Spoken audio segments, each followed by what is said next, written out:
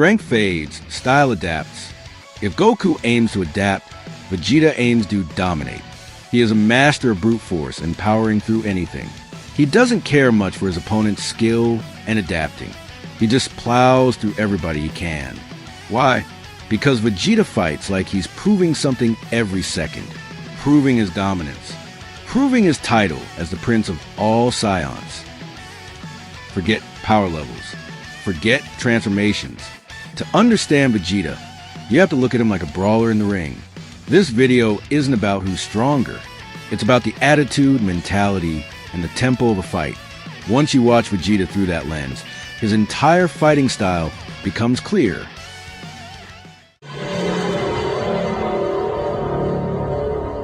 Vegeta doesn't start fights to survive. He starts fights to prove superiority. He steps in first, takes it first, and hits harder. Every strike says, "I'm the Prince of all Saiyans." Testing the waters? Not for safety, for hierarchy. Unlike Goku, Vegeta doesn't wait to learn.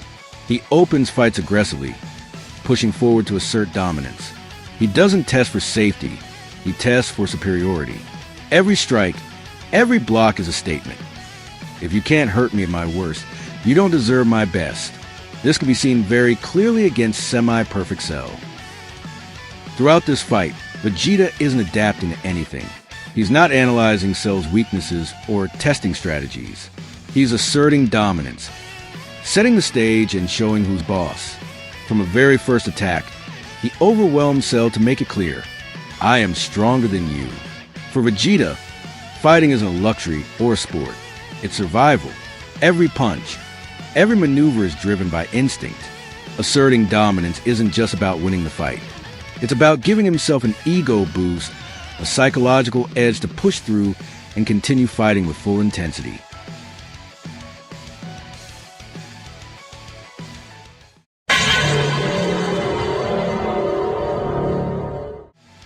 He is infamous for it.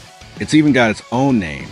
Vegeta's technique of spamming ki blasts is infamous for not working, but under its uselessness hides a layer of his mindset.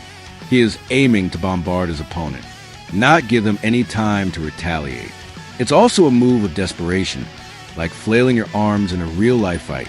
He doesn't see ki as a resource like Goku. He sees it as an integral tool to putting opponents down, even though it never works. Vegeta's ki isn't a tool to be managed. He doesn't hold back or save energy for later. Every blast, every beam, every explosion is meant to dominate, to overwhelm, to leave no doubt about his power. Look at the Gallic Gun, the Final Flash, or the Big Bang Attack. Each move isn't just an attack. It's a statement. It's pride made visible.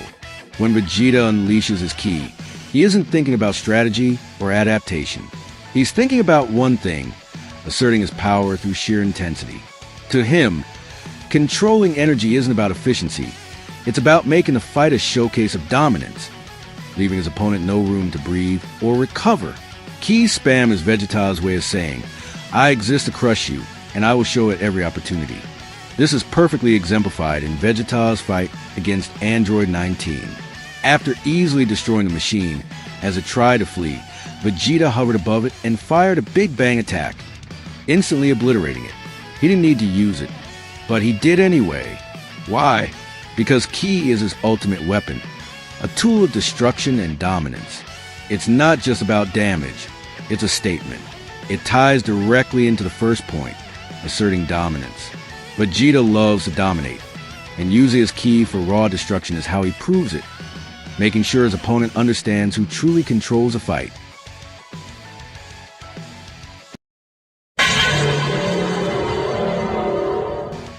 Vegeta's style isn't just raw power, it's psychological warfare.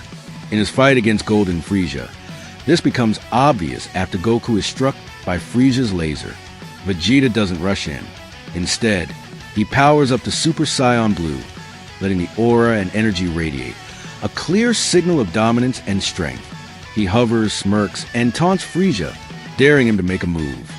Frieza, enraged and overconfident, responds impulsively, attacking in ways that leave openings. Vegeta forces Frieza to reveal his mistakes, manipulating the fight not just physically but mentally. Every pause, Every feint, every display of power is a message. I control the fight, and you're playing my game. Mind games for Vegeta aren't about learning weaknesses. They're about exploiting them.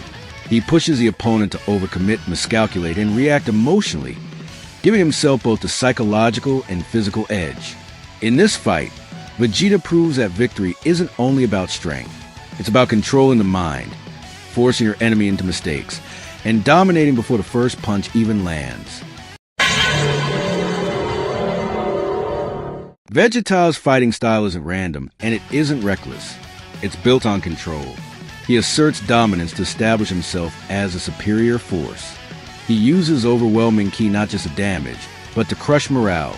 And through mind games, he forces his opponents to fight emotionally while he stays composed. Where Goku fights to grow, Vegeta fights to survive. Every battle is a test of pride, identity, and superiority. That's why his attacks are explosive, his movements are direct, and his taunts are calculated. Vegeta doesn't need to adapt mid-fight. He tries to end the fight on his terms from the very beginning. And when you understand that, you stop seeing Vegeta as reckless and start seeing him as one of the most psychologically dangerous fighters in Dragon Ball. If you enjoyed this breakdown, the next video looks at Son Gohan and Piccolo's fighting styles.